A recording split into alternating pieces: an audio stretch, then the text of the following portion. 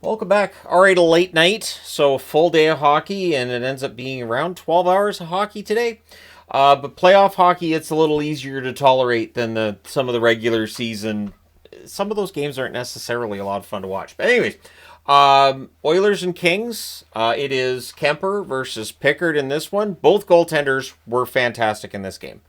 Some bobbles here and there either way, and as much as Oiler fans were mocking Kemper constantly, I don't think it worked. This is where hockey fans these days are weird because the whole hexing the goalie thing, it doesn't generally work. So anyway, so there's an early press by the Kings. Fiala has a near miss on a 2-on-1 rush. The Kings draw a power play.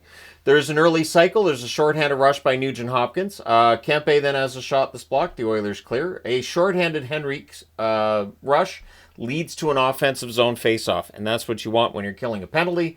So that power play's killed off. McDavid then fires one wide on a rush. Wallman has a screenshot that's held. The shots are 5-1 for the Kings at 4 minutes.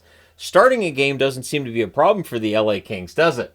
So the Oilers press at 5.5 minutes. They're kept to the outside. The fans call one. The referee doesn't, so the referee sucks. Starting tomorrow, I'm going to just have a counter on the board for how many times I hear that chant because it's all the time, as you'll see as we go through this game.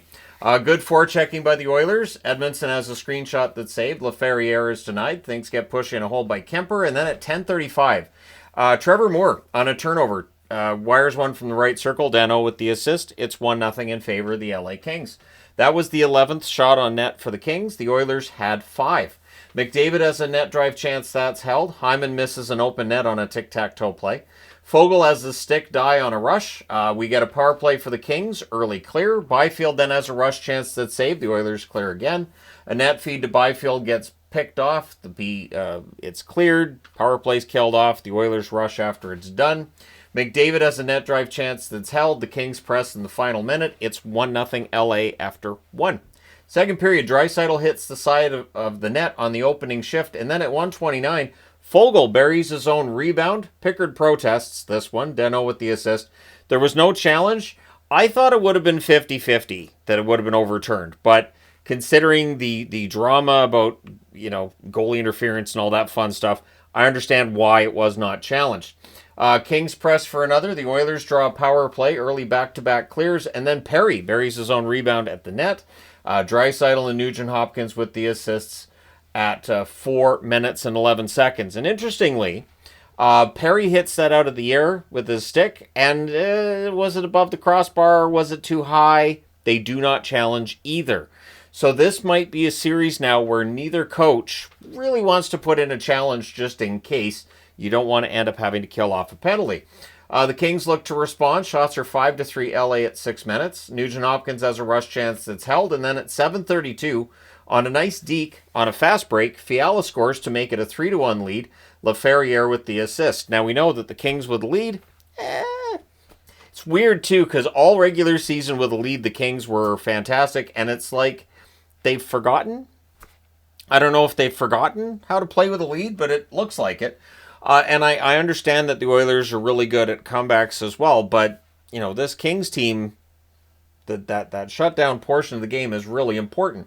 So the Kings then look for another. There's a pad save on Kuzmenko. The Oilers press at 9.5 minutes. Janmark's denied on a turnover.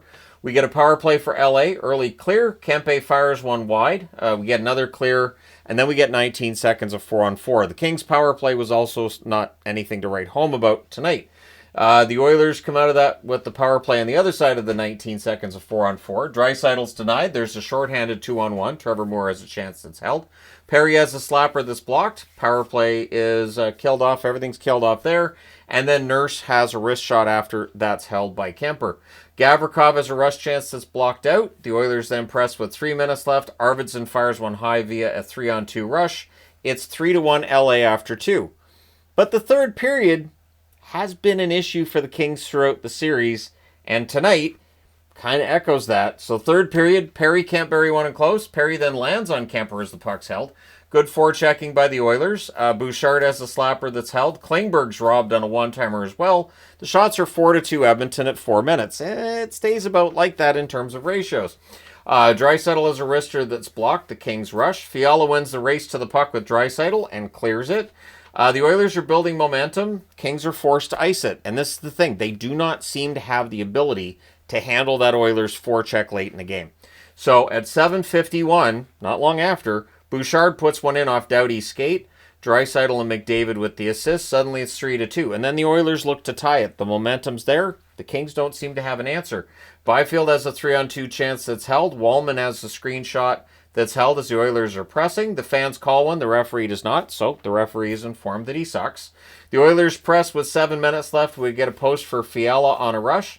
Danault then has a rush chance that's held with 3:04 left. And I felt like the time is important here.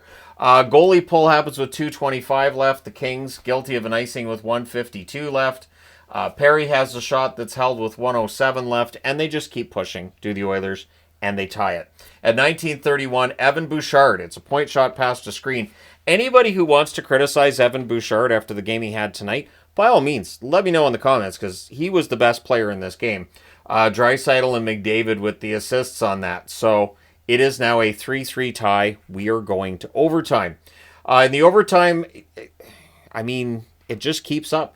McDavid has a net drive that's saved. The teams trade turnovers. There was some nervous energy on both squads, I thought, early in the overtime. It was like that puck was a hot potato.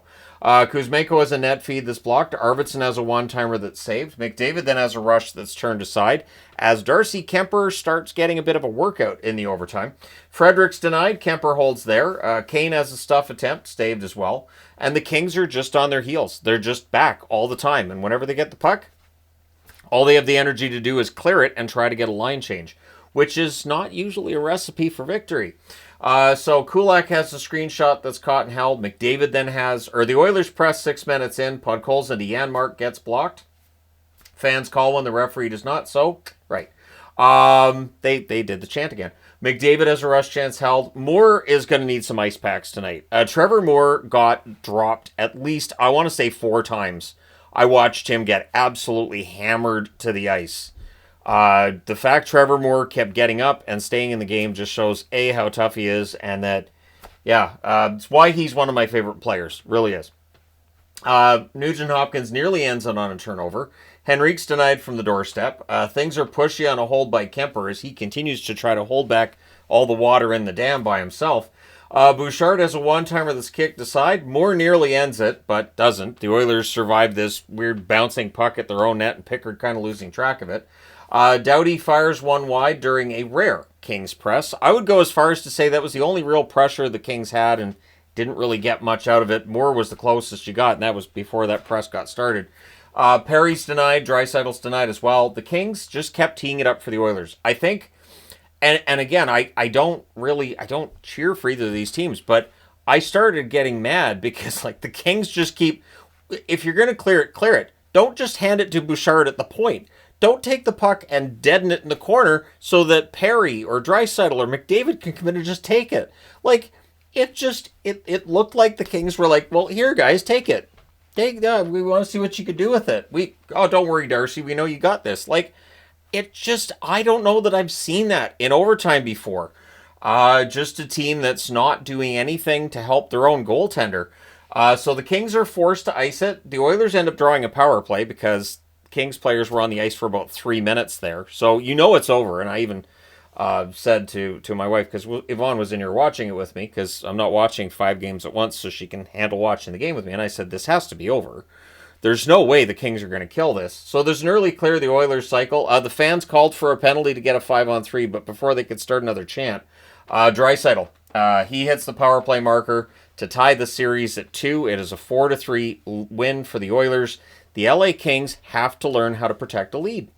I don't know how you fix that when you're in the playoffs already. It's not like during the regular season where you can work on it and practices and everything.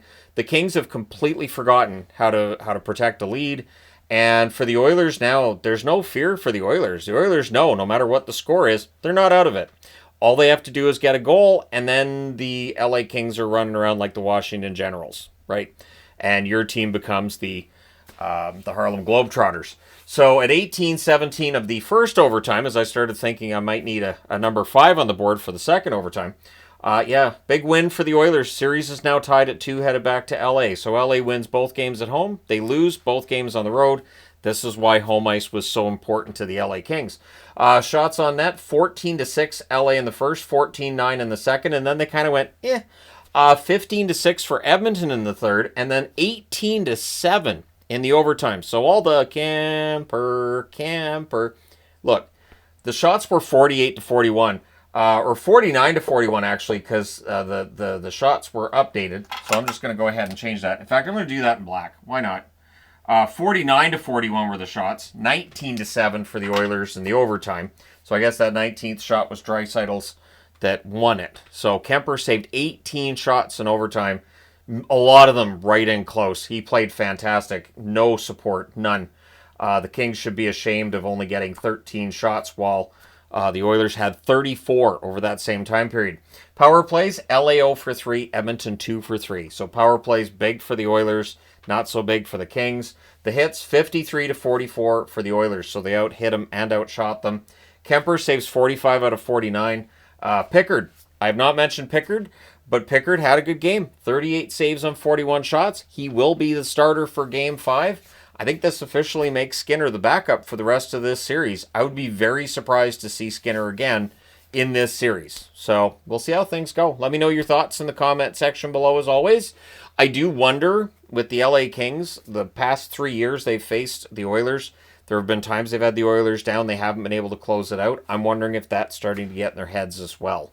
That they have that, we have trouble with these guys, we can't close them out. If maybe there's a psychological aspect too. But let me know your thoughts. Hit like and subscribe in the event you may not have done so already.